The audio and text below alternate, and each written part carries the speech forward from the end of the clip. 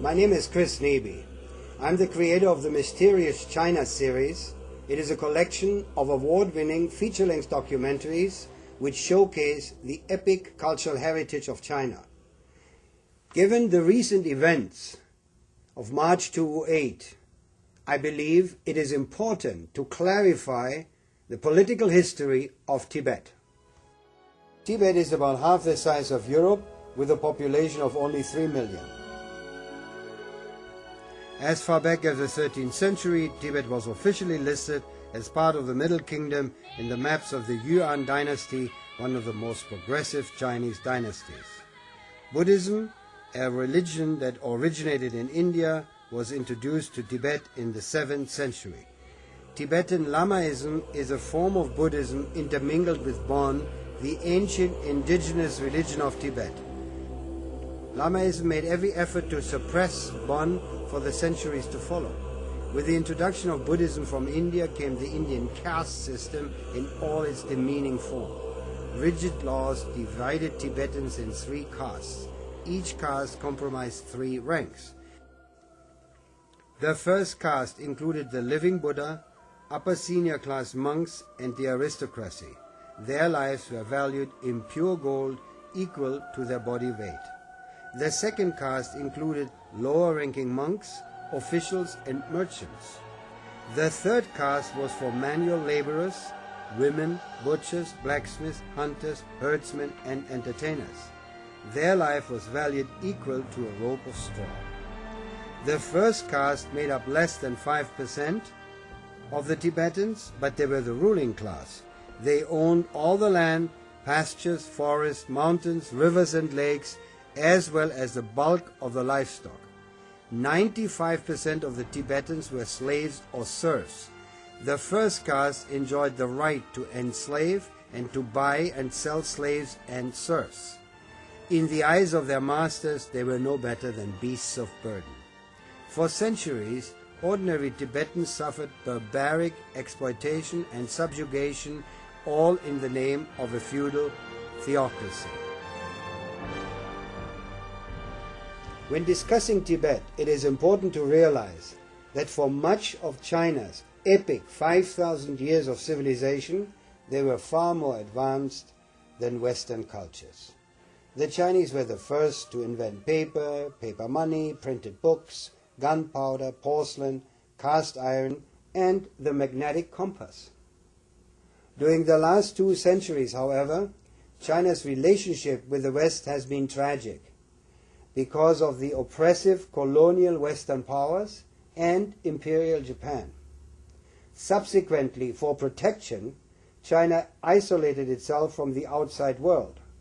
The result is that today, China is still a developing nation facing many problems, but it is rapidly solving them with ingenuity and diligence.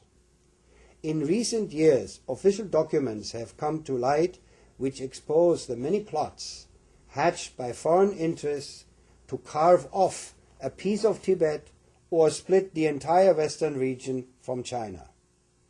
In the history of the world, it is arguable that no greater injustice has been recorded than the racist, criminal, and barbaric treatment of China by the colonial, imperialistic powers led by Great Britain in the so-called Opium Wars in the 19th century. The population of China decreased by over 60 million in the period of these conflicts and attacks from foreign powers.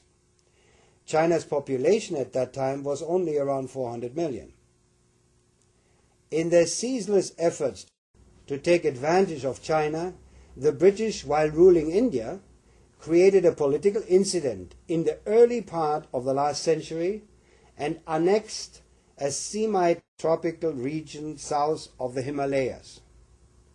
This area had been part of China since ancient times, when this was a holy place for the worshippers of the indigenous Tibetan religion known as Bon.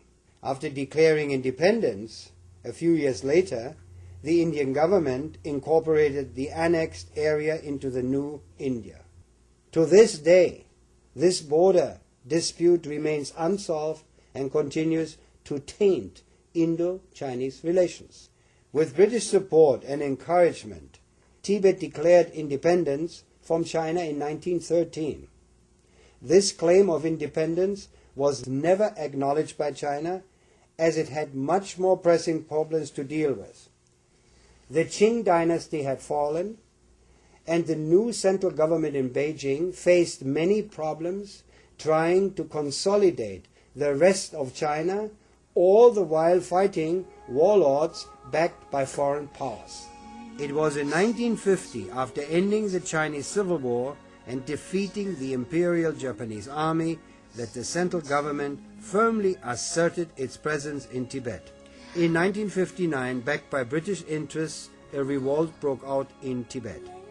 The central government quickly quelled the rebellion of the rich and ruling theocratic elite, sending the Dalai Lama and his entourage of senior monks and nobles to India, where they have remained ever since.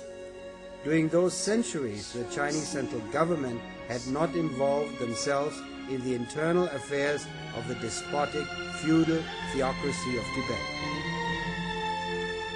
After 1959, however, the central government abolished all privileges of the Tibetan theocracy once and for all. An extensive land reform was enacted, providing former slaves their own land to till. Livestock breeding and herding was encouraged, a new economy built. For the first time in history, the majority of the Tibetans were able to take control of their lives and decide their own destiny. Tibet has been catapulted in the 21st century by far-reaching reforms and the creation of a state-of-the-art infrastructure with superhighways, user-friendly airports, and the famous Tibetan Express, which connects Tibet with the highly industrialized east of China and ultimately the world.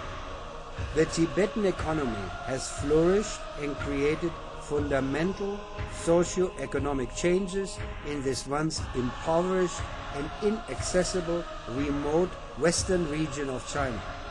The harmonious coexistence of modern Tibet's daily life with the deep religious devotion of the Tibetans is a remarkable result of the central government's policies. It is very sad that once again outside powers are trying to discredit and embarrass China. Especially in the year of the 2008 Beijing Olympics, we should refrain from passing unfair and unjust judgment. The Chinese are joyfully preparing for the Olympic Games in peace and harmony. We must not muddy the Olympic Games with political intrigue. We should honor the wisdom of Confucius. Don't do to others what you do not want them to do to you. Study history, not the media. The truth is not to be found in a television broadcast.